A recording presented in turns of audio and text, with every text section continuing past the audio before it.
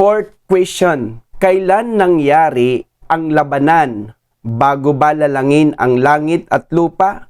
At mayroon po siyang kinote sa Pahayag 12:7 and 9. Ito po ay galing kay Sister Herminia Marasigan. Ngayon mga kapatid, ang tanong kailan nangyari, dahil mayroon po siyang binigay na verses sa Revelation 12:7 and 9, kailan nangyari ang labanan? Bago ba lalangin ang langit at lupa? So yun po ang kanyang katanungan. So basahin muna po natin ang binigay niya pong verses sa atin mga kapatid. Ito po ang wika sa Revelation 12:7 and 9. Sa wikang Tagalog ang Biblia. At nagkaroon ng pagbabaka sa langit. Si Miguel at ang kanyang mga anghel ay nakipagbaka sa dragon, at ang dragon at ang kanyang mga anghel ay nakipagbaka. Verse 8. At hindi sila nanganalo, ni nasumpungan paman ang kanilang dako sa langit. Verse 9. Excuse me. At inihagis ang malaking dragon, ang matandang ahas, ang tinatawag na Diablo at Satanas, ang dumadaya sa buong sanglibutan.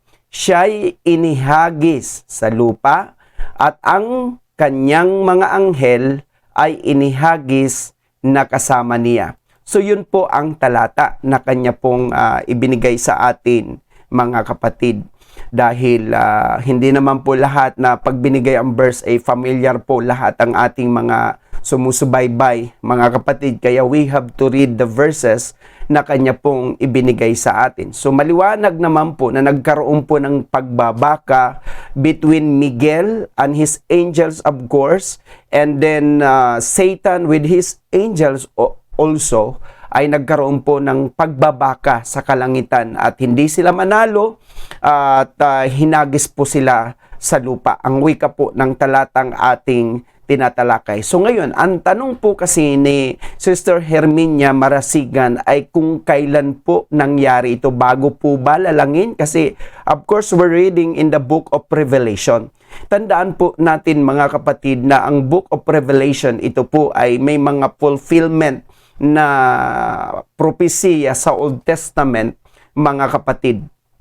Ngayon, bago po natin sagutin kung kailan po nangyari, let us go back sa status o kalagayan po muna ni Satanas. Of course, hindi naman po siya Satanas dati. Siya po ay cherub, at siya po ay naging Lucifer, and of course siya po ay naging naging matandang ahas. So marami po siyang mga katawagan, but in the beginning when God created him mga kapatid, he was an anointed cherub. Ngayon mga kapatid, basa po tayo sa Ezekiel 28:13 hanggang 19. Ikaw ay nasa Eden, nahalamanan ng Diyos, lahat ng mahalagang bato ay iyong kasuutan. Ang sardio, ang topasyo, at ang diamante, ang berilyo, ang onyx, at ang haspe, ang safero, ang esmeralda, at ang karbungko, at ang ginto, ang pagkayari ng iyong panderita, at iyong mga plauta ay napasa iyo sa kaarawan na ikaw ay lalangin ay nangahanda. Verse 14, ikaw ang pinahirang kirubin na tumatakip, at itinatag kita na anupat ikaw ay nasa ibabaw ng banal na bundok ng Diyos. Ikaw ay nagpanhik manaog sa gitna ng mga batong mahalaga. And verse 15, ikaw ay sakdal sa iyong mga lakad mula sa araw na ikaw ay lalangin hanggang sa ang kalikuan ay nasumpungan sa iyo. Verse 16, dahil sa karamihan ng iyong kalakal ay kanilang pinuno ang gitna mo ng pangdadahas, at ikaw ay nagkasala, kaya't inihagis kitang parang dumi mula sa bundok ng Diyos at ipinahamak kita o tumatakip na kerubin mula sa gitna ng mga batong mahalaga. Verse 17, ang iyong puso ay nagmataas dahil sa iyong kagandahan. Iyong ipinahamak ang iyong karunungan dahil sa iyong kaningningan. Aking inihagis ka sa lupa. Aking inilagay ka sa harap ng mga hari upang kanilang masdan ka. And verse 18, sa pamamagitan ng karamihan ng iyong mga kasamaan, sa kalikuan ng iyong pangangalakal, iyong nilapastangan ang iyong mga santuaryo. Kaya't ako'y naglabas ng apoy sa gitna mo, sinupok ka, at pinapaging abo ka sa ibabaw ng lupa sa paningin ng lahat na nanganunood sa iyo. Verse 19, silang lahat na nakakakilala sa iyo sa gitna ng mga bayan, mga titigilan dahil sa iyo, ikaw ay naging kakilakilabot at ikaw ay hindi mabubuhay pa. Dito ating makikita na when God created cherub, mga kapatid, which later siya po ay naging Lucifer, siya po mga kapatid ay anointed cherub at siya po ay banal ng lalangin ng Diyos. Kasi hindi naman mag-create ang Diyos ng masama, mga kapatid. All He created, mga kapatid, ay mabuti at saka mainam, perpekto at of course banal. Kaya when God created the cherub, mga kapatid, He was holy until nung siya po ay magkaroon po ng pagkakasala. Kaya sa ating mga sumusubaybay, dagdag pa ho natin. Kasi isinasite lang po natin ang original state po ni cherub na later nga po naging Lucifer. At ngayon dito po sa Isaiah, yung kanya po namang pagkakasala hanggang siya po ay bumagsak. Sa Isaiah 14:12 hanggang 15, ito ang wika sa Tagalog ang Biblia. Ano't nahulog ka mula sa langit, utala sa umaga, anak ng umaga, paanong ikaw ay lumagpak sa lupa? Ikaw na siyang nagpahina sa mga bansa. Verse 13, at sinabi mo sa iyong sarili, ako'y sasampa sa langit. Aking itataas ang aking luklukan sa itaas ng mga bituin ng Diyos. At ako'y uupo sa bundok ng kapisanan, sa mga kaduluduluhang bahagi ng hilagaan. Verse 14, ako'y sasampa sa itaas ng mga kaitaasan ng mga alapaap. Ako'y magiging gaya ng kataas-taasan. And verse 15, gayunmay, mabababa ka sa Sheol, sa mga kaduluduluhang bahagi ng hukay. Mga kapatid, nakita po natin na ang desire po ni anointed cherub at ngayon naging Lucifer, mga kapatid, ay maging katulad po siya ng Diyos. Nais niya pong magpasamba. Nais niya pong paglingkuran, of course. Kaya nang makita po ito ng Diyos, yung pride sa kanyang puso, mga kapatid, pagmamataas sa kanyang puso, siya po ay, of course, siya po ay inihulog hanggang sa kadululuhang bahagi ng hukay. Ngayon, mga kapatid, patuloy po tayo at balikan natin kasi ang tanong po ni Sister Herminia ay kung kailan nangyari ito, bago po ba lalangin ang langit at lupa. Pansinin po natin ang binigay niyang talata, mga kapatid. Sa Revelation 12:7 and 9 atin muling basahin. At nagkaroon ng pagbabaka sa langit. Gusto ko po ipaunawa sa ating mga sumusubaybay na hindi po, remember that the book of Revelation, it is a book of prophecy.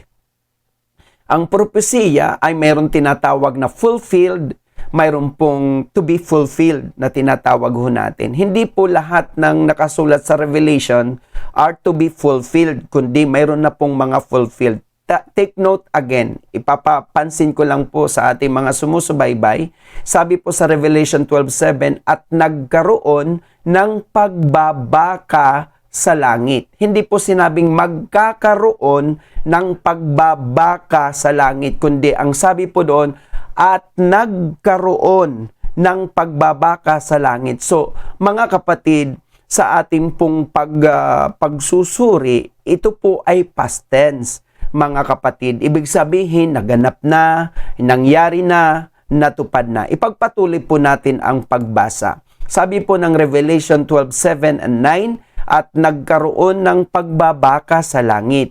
Si Miguel at ang kanyang mga anghel ay nakipagbaka sa dragon, at ang dragon at ang kanyang mga anghel ay nakipagbaka. And verse 8, at hindi sila nanganalo, hindi sinabing hindi sila mananalo, kundi at hindi sila nanganalo, at nasumpungan paman ang kanilang dako sa langit. At verse 9, at inihagis, hindi sinabing ihahagis.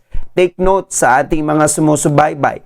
At inihagis ang malaking dragon, past tense uli, ang matandang ahas, ang tinatawag Diablo at Satanas, ang dumadaya sa buong sanglibutan, siya'y inihagis. Take notes, past tense sa inihagis, hindi ihahagis sa lupa, at ang kanyang mga anghel ay inihagis na kasama niya. So, ito po ang talata, kung ating pong papansinin, are all past tense, brethren in Christ. It means, it's been already fulfilled. Balikan po natin ang tanong ni Sister Herminia Marasigan. Kailan nangyari ang labanan? Bago ba lalangin ang langit at lupa? So as we study, it's been already fulfilled. Kaya lang, kung alam na po natin na ito ay nangyari na, naganap na, natupad na, kailan nangyari? Yun po ang tanong Kasi kailan nangyari? Okay, tingnan po natin mga kapatid. Dito po sa Genesis 1:1, King James Version, basahin po natin, in the beginning, God created the heavens and the earth. So, ito po mga kapatid, in the beginning, God created the heavens and the earth.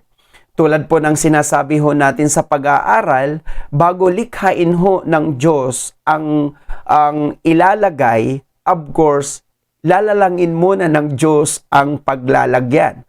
So of course, dahil ang earth ay paglalagyan ng tao, ang langit ay paglalagyan ng mga anghel, so God created first the heaven and the earth. So sa tanong ng ating kapatid kung kailan nangyari bago ba lalangin, pagkatapos po lalangin of course ang langit at ang lupa. So ngayon, dagdag pa ho natin mga kapatid, ang binasa natin kanina kasi ay Genesis 1:1. At let us note mga kapatid, ating pansinin sa verse 2.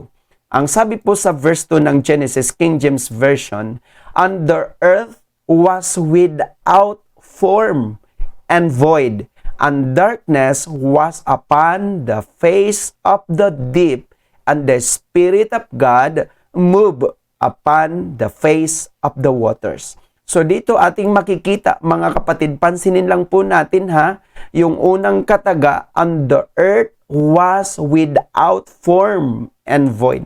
So in between Genesis 1 and 2, of course mga kapatid, something happened.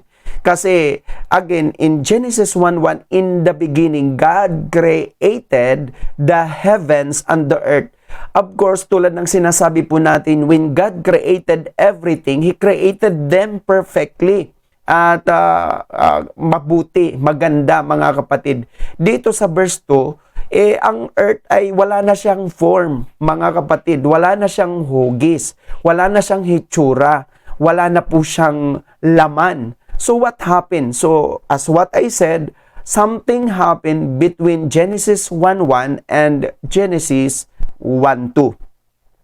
At isa pa hong talata para lalo po natin mapagtibay ang ating pong sagot, mga kapatid, sa Psalms 104 verse 30 in English version again sa King James Version, "Thou sendest forth thy spirit, they are created, and thou renewest the face of the earth." Pansinin po natin ang huling kataga, "and thou renewest the face of the earth."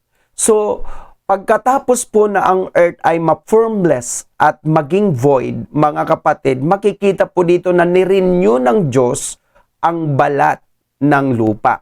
So, in other word, nagkaroon po ng tinatawag, hindi po, mga kapatid, recreation. Huwag niyo po ako mami-misinterpret, kundi ang tawag natin dito ay reconstruction, because He did not created a new heaven and new earth, kundi He just renew the face of the earth. Kaya nagkaroon po ng tinatawag natin reconstruction. Sa ating mga sumusubaybay, mga kapatid, again, in Genesis 1:1, when God created the heavens and the earth there was perfect. Kaya lang pagdating sa Genesis 1:2, the earth is void and formless. Tulad ng binasa po natin, mga kapatid, kanina, sabi po doon, "And the earth was without form and void." At pagdating po sa Psalms 104 verse 30, "And thou renewest the face of the earth." So, ipapakita lang po natin sa ating nagtanong kung kailan po nangyari yung rebellion at saka of course yung tinatawag natin destruction. Kasi para hindi ho tayo maligaw sa mga ibang pagtuturo. Ito po, mga kapatid, ang tinatawag nating mga kapatid na kinds of earth. Kasi para maano po natin, para maintindihan po natin, mayroon pong kinds of earth para po natin maunawaan itong ating pinagtatalakay, mga kapatid. So, ito po ang tinatawag natin na kinds of earth. Tingnan po natin ng mabuti, mga kapatid. Yung unang earth po dyan, atin makikita, yan po ang tinatawag natin perfect earth. At yan po ang nakatala sa Genesis 1:1. At pagkatapos po, ang pangalawang earth, iyan po ang tinatawag natin na destroyed earth sa Genesis 1:2, kasi the earth was formless and void. So nagkaroon po kasi ng pagkasira, naging formless. Remember that the earth is circle. Pag sinabing formless, mga without form, wala na siya sa hugis, of course. We call that destroyed earth sa Genesis 1:2. And then after that, dahil na-destroy ang earth, of course, nagkaroon po ng tinatawag na reconstructed earth. Yun po ang binabanggit kanina sa Psalms, na the Lord reneweth the face of the earth. At iyan po ang nakatala naman sa Genesis 1:3, mga kapatid, reconstructed earth. At the time will come, mga kapatid, hindi pa ho ngayon. Ito po ay mangyayari pa lamang, magkakaroon po ng tinatawag na burn earth. Ang binabanggit po sa 2 Peter chapter 3 verse 10, kasi ang mundong ito ay susupukin sa pamamagitan po ng apoy. Then pag nasupok na po ang mundong ito, God will create the new heaven and new earth na binabanggit po sa Revelation 21:1 hanggang 2. Ito naman po ang new heaven and new earth. Ngayon, kung ang tanong ni Sister Herminia Marasigan, kailan po nangyari ang pagbagsak ni Satanas dito sa lupa? It happened between the perfect earth and destroyed earth. Kasi nakikita nyo po yung dilaw po dyan na araw, dyan po nag-take place ang tinatawag nating rebellion and destruction. Nagkaroon po ng pagbabaka, kaya maging po ang mga planeta ay na-deform, nasira. Kaya pagdating po sa verse 2, nagkaroon na po ng tinatawag nating destroyed earth. Kaya remember these kinds of earth in the Bible. We have perfect earth, destroyed earth, reconstructed earth, hindi po reform or reconstructed earth, and then burned earth, that will be fulfilled, mga kapatid, and then new earth. Yung dalawang earth po dyan is yet to come. Kaya po, ang sagot natin, mga kapatid, sa tanong ni Sister Herminia Marasigan, kailan nangyari ang labanan bago balalangin ang langit at lupa? Ang ating pong sagot ay pagkatapos lalangin ang langit at lupa, yung perfect earth, mga kapatid, doon po nagkaroon ng labanan, at dahil nagkaroon ng rebellion at destruction, so itong created earth ay na-deform. Yun ang tinatawag natin destroyed earth. At pagkatapos po, mga kapatid, ay ito ay nireconstruct, inayos uli. Kaya between po ang sagot natin, in between sa perfect earth at saka destroyed earth, doon po nangyari ang labanan. I hope that I answered your question, Sister Herminia Marasigan. God bless you po.